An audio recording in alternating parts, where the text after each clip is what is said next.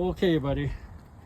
I have a hard time taking this extra off because it's rust on this one that holding over there inside it. I have to take that off. And that's a new one. I'm just gonna tell you basic to take it off. First, you take this off of the strut, that swirl bar, stabilizer bar, and then this, take that off, and that will just drop off, and take a caliper off. Now just drop off.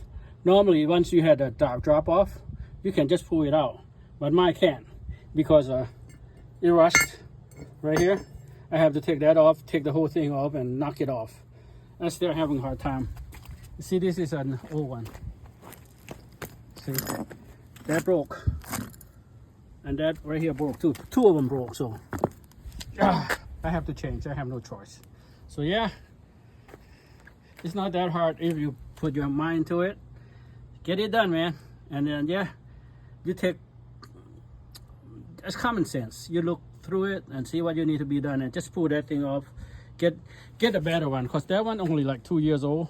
The one that is cheap one, so after 2 years it messed up. So get a good one. I trust this brand right here that I got, because I had TRQ, the bigger one, the bigger. Hopefully this one will last at least 4 or 5 years.